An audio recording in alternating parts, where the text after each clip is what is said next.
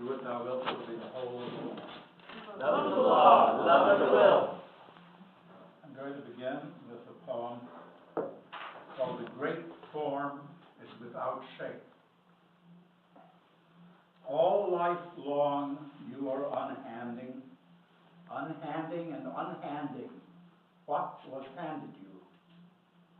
All life long you throw out the line of life. You throw out the line stinging up from your guts. Were they planting trees, your father and your mother? Did they ever plant? Is that a line of trees, far away, green line? All life long you include something that includes your life. You are in the egg. In the center of a picture, two angels hold a transparent crystal egg of teardrop shape. In the egg, the ocean god is throned, left leg crossed over right, trident in right hand.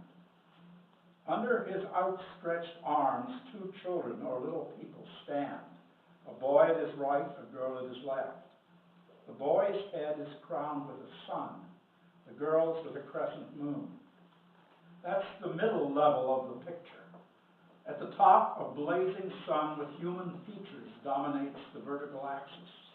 At the bottom, a man and a woman kneel on either side of furnace. Man to the right of the furnace, woman to the left. In the furnace itself, directly below the egg containing the god, is suspended a similar egg, empty.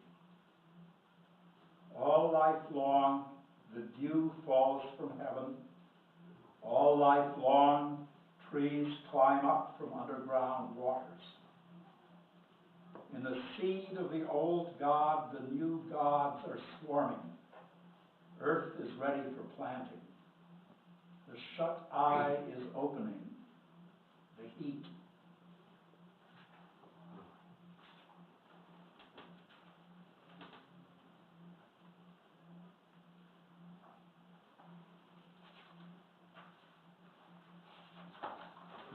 Here, what was the title of it? That's called The Great Form is Without Shape. And let's see, I'm trying to find this next one. I sort of plan a little bit what I like to, if I do plan a reading, I don't always realize it happens. I plan in a kind of musical style in my head, the relation of poems. And of course, this is a selection. This is called The Gold in the Mud. Legendary darkness in the day shine, how it works to be sleeping on the floor, how bodies love, the shrewdness of it, of being in time, what it takes to know what gnosis is, that our knowledge exceeds our having minds, newspapers of fate, not madness but logic of the rights of whatever seasons come to be. A scribble, as might a shepherd say, whose sheep are human sheep.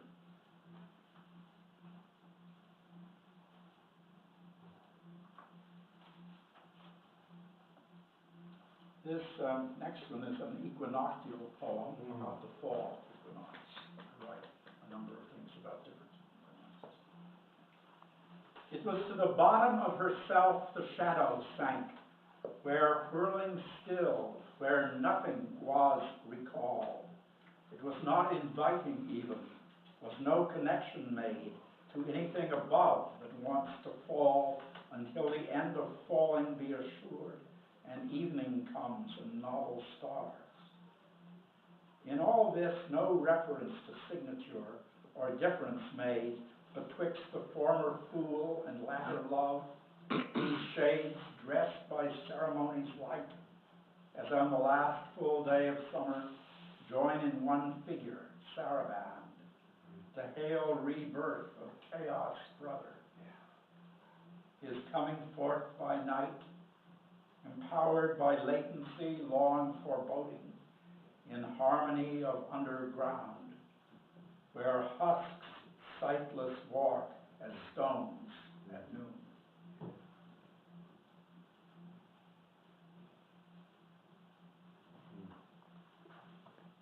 It's a pleasure to read some of these, because I haven't, the ones I'm choosing tonight, I haven't been reading at other readings of mine. This next one is 5 very short poems in memory of Anna Kavan, a wonderful, intuitive writer who committed suicide at the end of her life, who wrote novels primarily. And these are really impressionistic poems about her consciousness. The Cascade. It vanishes, you have moved away, you become somebody to read about. A thin fame envelops your flounces, the flame has licked through your features. Retiring began in the room that composed you, your mother's tinkling enclosure. Way back you heard the sounded retreat among the dancing boys and girls. You refused incorporation.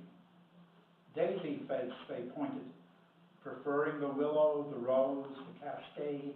You will vanish in the forgetting storm and be grateful, a gravity. Hagar was not how she saw herself as Hagar.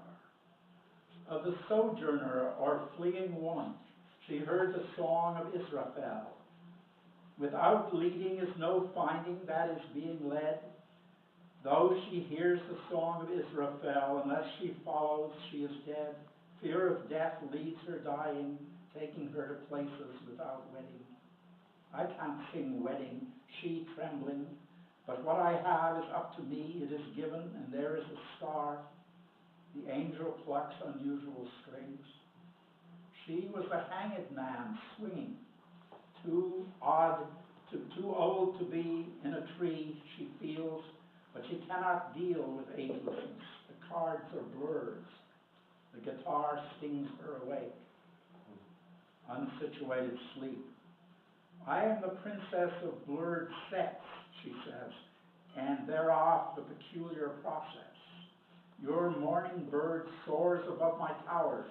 My catastrophes are roaring in your bed as day is fended. How specially concur reflected brilliances. The lizard's eye. The wall is full of lizards watching me. Outside, palm trees shake, maddened by the torrents. Within, the torrents terribly echo or ache. What is this old castle? No one knows. For whom do I wait, wrapped in a cloak of invisibility? That stranger just crossing the bar room, so beautiful he must be, carrying flowers, death.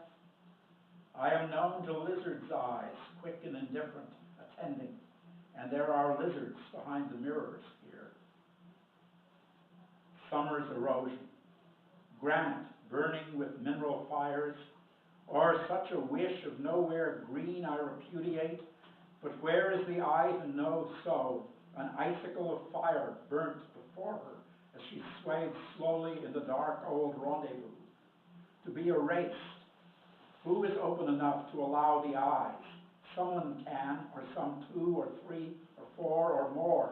4 or more is moving blue and moving true as he moved slowly blue toward her icicle of fire, like a summer evening and its grace. And it's going. Then this is a poem I chose to read after that because it's called 3 Poems of Going. It begins with an epigraph from Aleister Crowley's Magic in Theory and Practice. Quote, I cannot even explain, for instance, that an idea may not refer to being at all, but to going. 1. All in the going. The cat goes out the cat door. Sun goes shining, 2. Rocks go slower, slowly, still. 2. It won't stay still. On the common, she asked me, was sitting on bench, have you given up going? Snowing was light, moon unavailable. Imagine December. Going or coming, what matters? The tree, leafless, old woman in black, how fares it? Man must say farewell to children now, to admirals and Mrs. Cow. No, I said, it goes on, down, up, sailing in the bathtub, activity in the sky, see, only hear and see. 3, matutinal. Chariot swings low and sweet, soft music crumbles the slowest rock to come and go.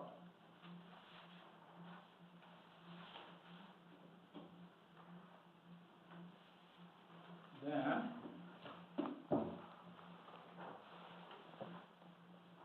I'm going to read part of a longer poem written quite a while ago.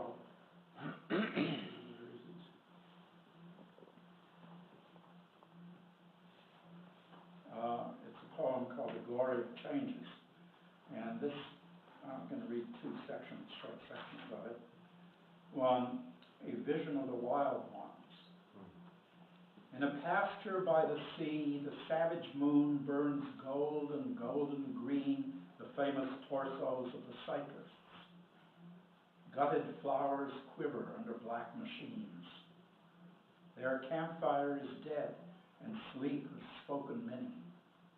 They round the circle of an owl's eye, sad dissolving riders, shifting down the ragged sides of dream, till water takes them in her final mouth. These metaphysicians know no leader, but one proclaims, rising on his elbow in the cup of silence, the red-caped beast will tower from the mount of snows and trumpet liberty and love.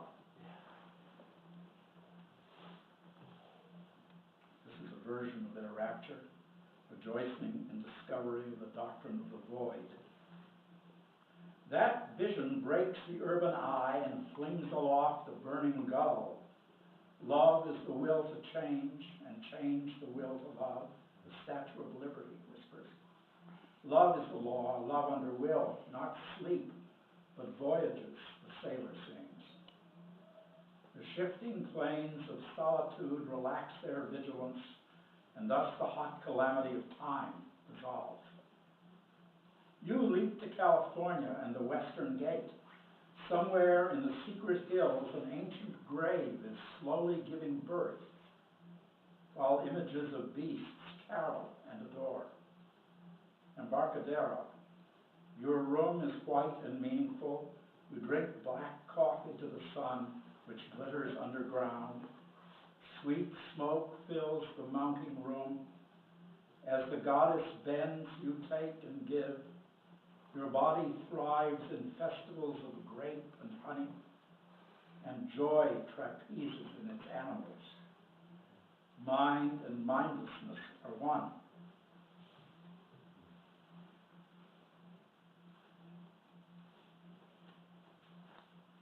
That was written a long time ago. I probably wouldn't write it quite so romantically now. That was gorgeous. But, and this is based on an Egyptian, as you probably know, an Egyptian truth. And I call it the many worlds interpretation, possible physics.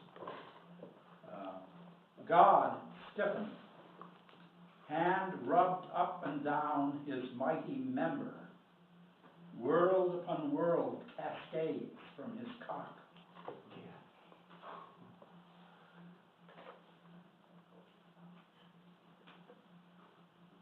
Then this next one was actually part of a song and an interpretation from the poet Ed Sanders, who was in a group called the Thugs back in the 60s. I don't know if you know about that. And it was performed at St. Mark's in Manhattan. He asked a lot of poets, about, 40 or so, 50, to write stanzas for Amazing Grace. And so this was performed, it took an hour, it was recorded in 1995. And this was a quatrain for the contemporary Amazing Grace stanza collection. When all the malls go up in flame and jails the mighty built, then we, the newly free, proclaim the law, do what thou wilt.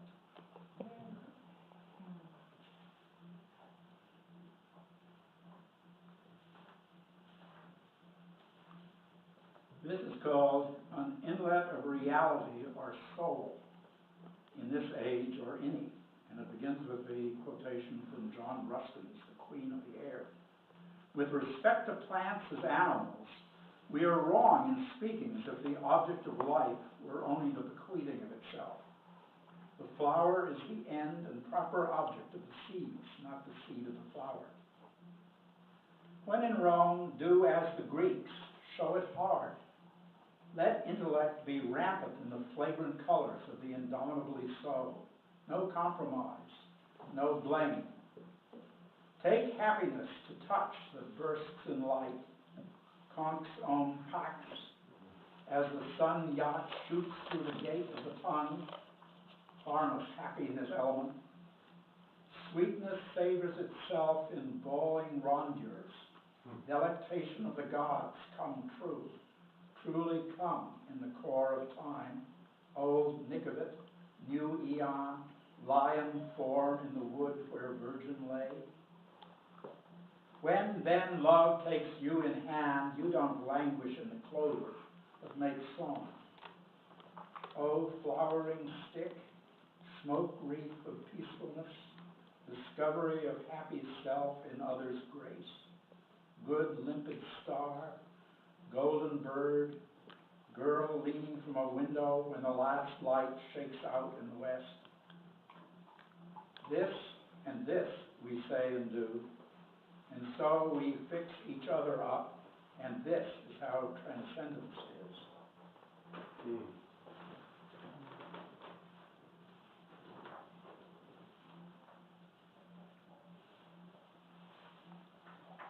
There's not much humor in these songs.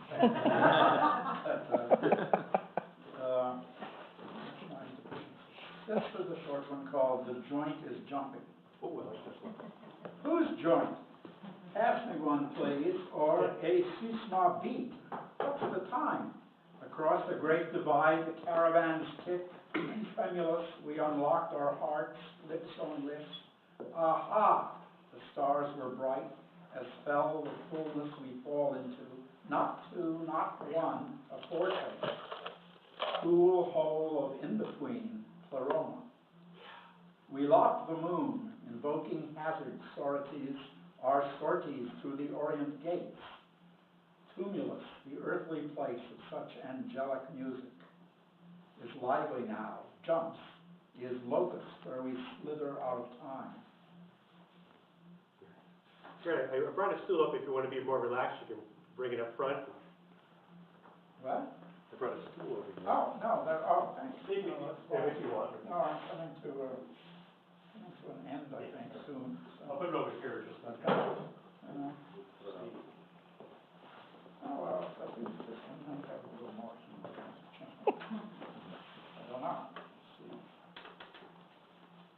How we sizzled in the pasture.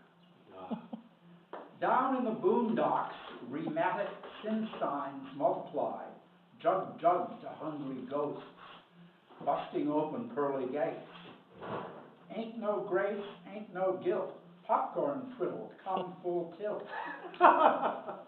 Handy pathfinders whoop at no restriction hurdles. The void of sin ain't there at all, not in giggles nor reddening toes. No think blink, no tattle, no buckle, high dick fun at the fair. Vestigial legisigns just don't operate. Healthy wisps entwining and buzzing. Interland busy with fresh hugger-mugger. Replica points, you point your toes, in fact it's toes we fluffily toss. Secret moon lotion rubbed by reedy pool. They call me Goo-Goo, I said.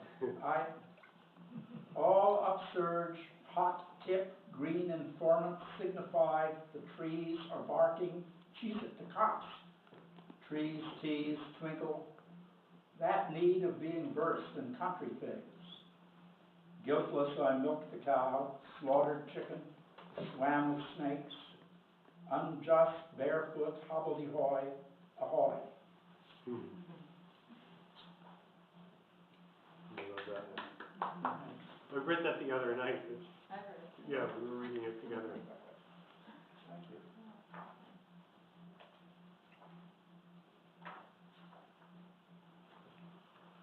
boxcar moonlight scene.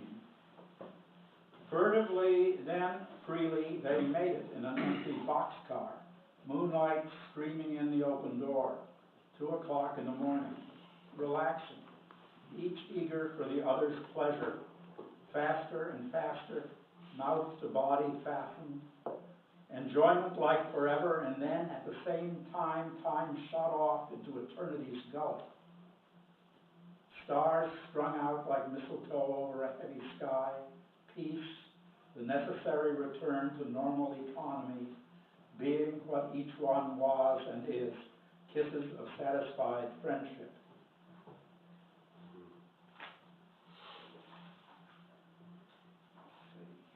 Then from another long poem, the title of which comes from a diary called John St. John, The Milk of the Stars from her Paps, one section. The theme of time is theft, city of loss, Gloucester ravaged by selfish procuring of the nature of the city itself. Fishiness of where we're at, so proliferates it does, the disastrous abundance armoricans wring from the sea in the shallows of Dogtown. The goddess, long body or barrel, sweet wine of such provender and heady, to drink from the cup where she lays it heavy upon us, our tongues in the glades of her heat. Not to be vilified, ever to me, she sighs on whatever occasion. The sweetness of men is also her bounty. The milk of the stars from her paps runs sweet in their first ejaculations, in automobile cowboy privacy of nights in Dogtown, where the sweet smell of clethra along the woodlots road fills the moonlit air where her nectar falls on the fires of spring, and the gusher of spirit exults.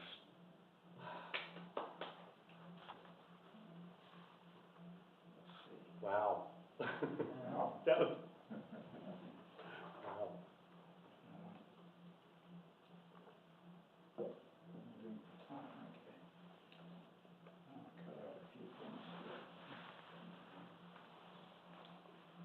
These are a section of another long poem called The Soluble Forest, or Analytic Psychology. It was published as a pamphlet before it was put out.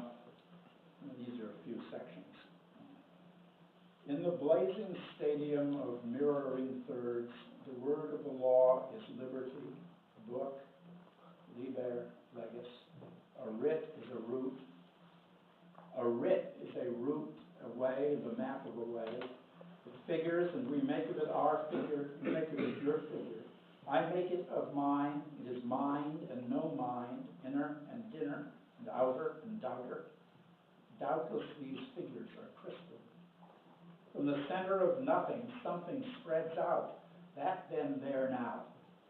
From zero jumps two being how something is apprehended. Only a stone's throw from writing to root. The right of winter is the root of spring. The home stands on its cellar and grows up, also grows down from its garret invisibly, as the crown of a tree flourishes the idea of its roof. Shine, heaven, darken and shine, that the process may stir as things emerge from the void of no thing. It is plenty. All around us the letters are cast, to be spelt, to be sown like spelt, grain of the garment unseen, as green as it makes it. Do you? Do I?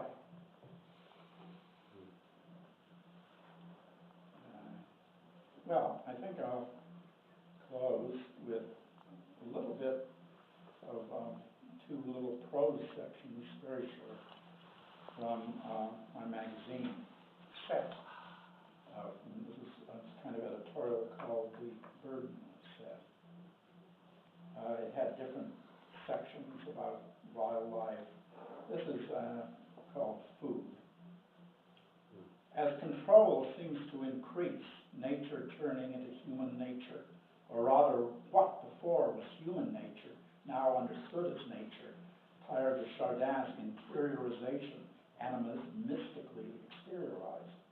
Food becomes politics, and FDA the central arm of government.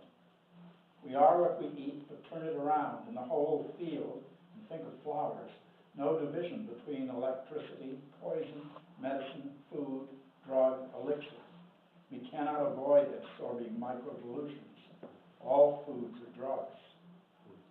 From the, and this is the Egyptian passage, from the chapters of Coming Out by Day, quote, Ham hath built thy house, and the double lion God hath founded thy habitation.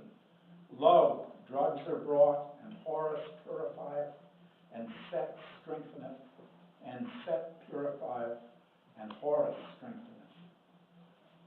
And then the last section, vision. 10,997 BC, the negative after image of looking at the sun was man bearing a water jar. 1963 AD, the negative after image of the vision of man poised in the electromagnetic currents of space is a roaring lion. It is still hard to distinguish the form of a lion who walks in flame. Love is the law. Love it will. Thank you.